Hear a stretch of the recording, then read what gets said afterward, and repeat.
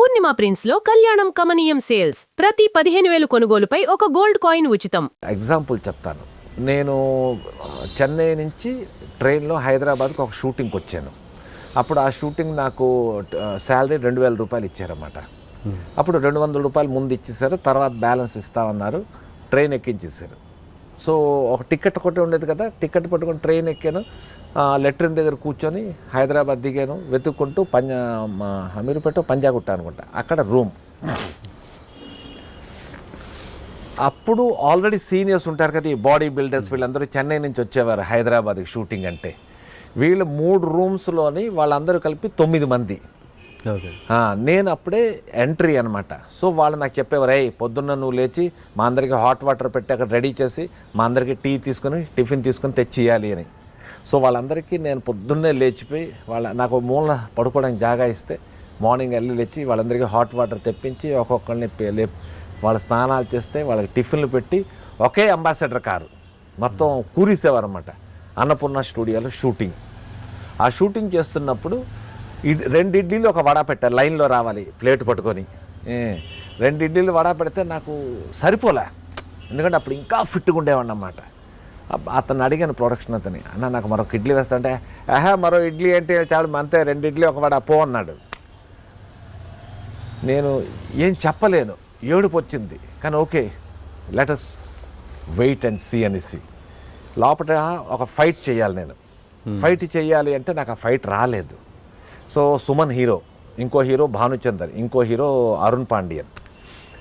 రాకపోయేసరికి ఒకటి మాట చేశారు, 2 మాటలు చేశారు, 3 మాటలు చేశారు, అవ్వలేదు. అవ్వకపోయేసరికి అతను ఫైట్ మాస్టర్ అన్నాడు, అతనికి రావటం లేదు, వేరే ఆర్టిస్ట్ని పెట్టిండి అని.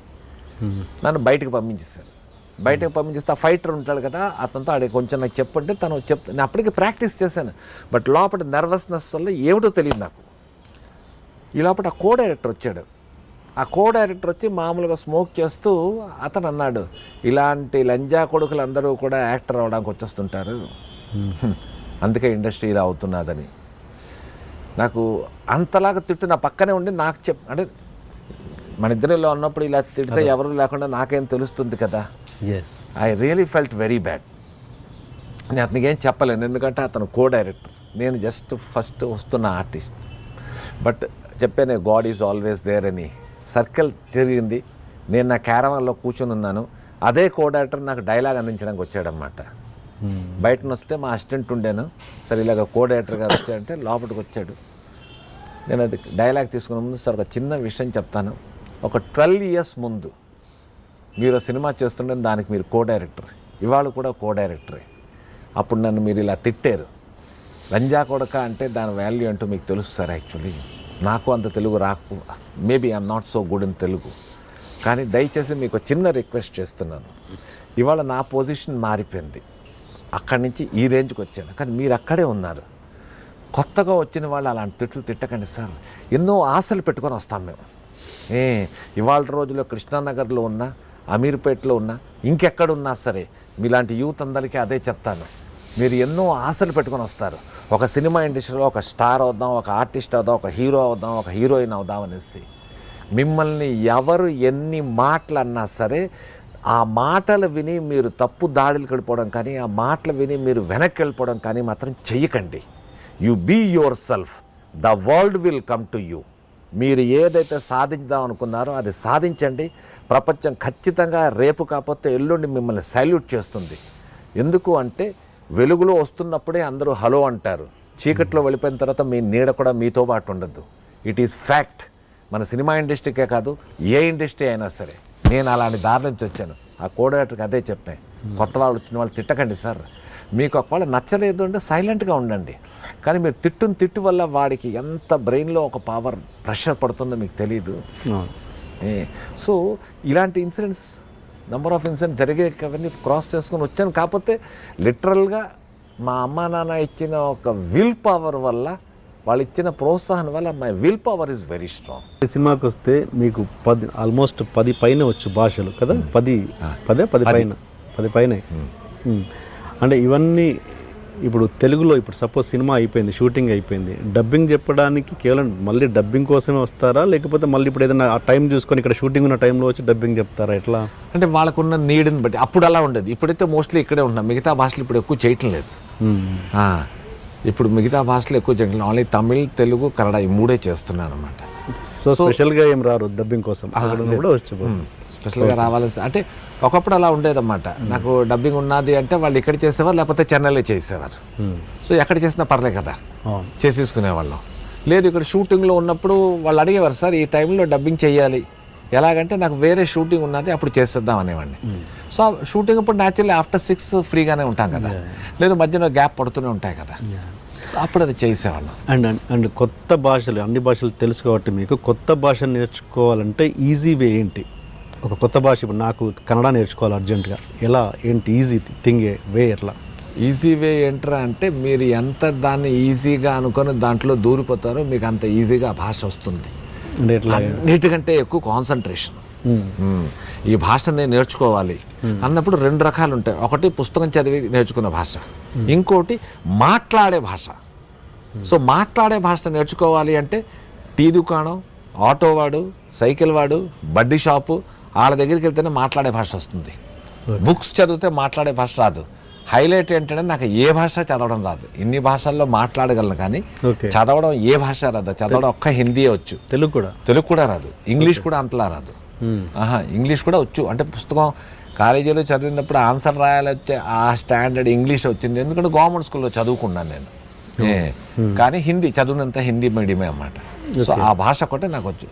మిగతా అన్ని భాషలు ఈక్వల్గా మాట్లాడగలను. ఇప్పుడు తెలుగు ఎలా ఉందో తమిళం, కన్నడ, మరాఠీ, ఒరియా, బీహారీ, బెంగాలీ అన్నీ ఇలాగే ఉంటాయి. కాకపోతే చదవడం ఇచ్చారు అంటే అంతే. ఇంగ్లీష్ హిందీలో ఒక ప్రోవర్బ్ ఉంది, కాళీ అక్షర్ భైన్స్ బరాబర్ అని. కాళీ అక్షర్ అంటే అక్షరాలు నల్లగా ఉంటాయి కదా, ఈ నల్లగా ఉన్న అక్షరం గేదె రెండు ఒకలాగా ఉంటాయి. నాకు రాదు. అంటే ఇప్పుడు ఇండస్ట్రీలో చాలా మందికి, కొంత సగం మందికి అసలు సత్యప్రకాష్ గారు నిజంగా తెలుగు అని చెప్తుంటారు అయినా కానీ నిజంగా తెలుగు అయినా ఒరియా అయినా అన్నది ఇంకా కొంతమందికి డౌట్ఫుల్గానే ఉంది. ఇప్పటికీ నన్ను కన్నడ అని అంటుంటారు. సార్ మన కర్ణాటక ఎలా ఉంది అని చెప్పిన సూపర్గా ఉంది, ఎందుకంటే మనం భారతీయులం కాబట్టి. మనకైనా కొంతమందికి ఆ డౌట్ ఉంది, ఇక్కడ వస్తే తెలుగు అని చెప్తాడు, అక్కడికి వెళ్తే నేను ఒరియా అని చెప్తారు, లేదా కన్నడ వస్తే నేను కన్నడ అని చెప్తారు. ఇలాంటి ఏమైనా ప్లే చేస్తారా? దీంట్లో ప్లే అని నాకేం లేదు. దీంట్లో ప్లే లేకపోతే గేమ్లు అలాంటివి ఏం లేవు. కన్నడలో చెప్పుకుంటారా నేను తెలుగు అన్నని? వాళ్ళకి తెలుసు తెలుగు అని 101% వాళ్ళకి తెలుసు డెఫినెట్గా. ఓకే. అండ్ ఇంకో సత్యప్రకాష్ గారి యాక్టింగ్ విషయానికి వస్తే, ఆయన సత్యప్రకాష్ గారి యాక్టింగ్ అంటే షౌటింగ్, ప్రతి దాంట్లో షౌటింగ్ ఉంటారు, ఎంతసేపు అరవడమే కదా, అండర్ ప్లే అన్నది ఎక్కువగా ఉండదు అన్నది ఒక కామెంట్ ఉంటుంది. ఎంతవరకు దాన్ని యాక్సెప్ట్ చేస్తారు గారు? నేను 100% యాక్సెప్ట్ చేస్తాను. ఎందుకంటే నాకు సాడిస్ట్ సత్య, సైకో సత్య అనేసి ఇలా కూడా చాలామంది డైరెక్టర్స్ పిలిచేవారు. అండ్ నాకు పోలీస్ స్టోరీతో బ్రేక్ వచ్చింది. పోలీస్ స్టోరీ సినిమా ఒకవేళ మీరు చూస్తే మీకు తెలుస్తుంది. సినిమా అంతా అటు హీరో అరుస్తాడు, ఇటు నేను అరుస్తాను, వాడు అంటే నేను హా అంటుంటాను. బట్ ఏంటంటే ఆడియన్స్కి నచ్చింది కాబట్టి సినిమా ఆడేసింది, అదొక ట్రెండ్ క్రియేట్ అయింది. దాని తర్వాత నేను చేసిన మ్యాక్సిమం క్యారెక్టర్స్ నేను మామూలుగా సింపుల్గా అండర్ ప్లే చేద్దాను, సార్ కొంచెం సైకో కావాలండి డైరెక్ట్ అడిగేవాడు అన్నమాట. సో ఇప్పుడు ఎందుకు నిన్న లేదు మొన్న సినిమా నేను షూటింగ్ చేసి వచ్చాను. సో షూటింగ్ చేసినప్పుడు అతను ఇలా ఉంది సార్, మీకు ఫైర్ చేస్తాం, ఫైర్ చేస్తే రియాక్షన్ ఎలాగంటే, సార్ నేను మామూలుగా ఫైర్ చేసినప్పుడు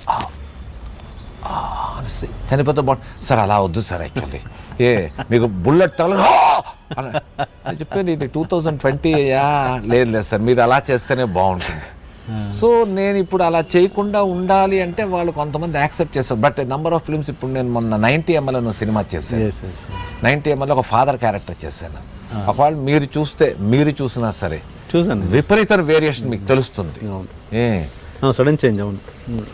సో అది ఆర్టిస్ట్ అన్న వాళ్ళు ఉంటుంది. బట్ తనకు దొరికిన అవకాశాన్ని బట్టే అది. ఇప్పుడు నేను డేంజర్ సినిమా చేశాను, కృష్ణవంశీది. దాంట్లో గొల్లలు కానీ ఏం ఉండవు మీకు. వెరీ సెటిల్డ్ క్యారెక్టర్ అన్నమాట.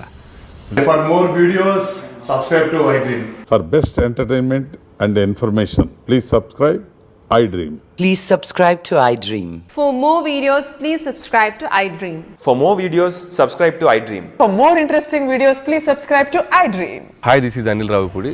For more videos, please subscribe iDream Media. This is Manjula. For more videos, please subscribe iDream. For more videos, please subscribe to iDream channel. Don't miss it. అక్కడ ఒక గంట సింబల్ ఉంటుంది, దాన్ని లాగి పట్టి అక్కడ కొట్టండి, మర్చిపోదు. ఓకేనా? Subscribe to iDream.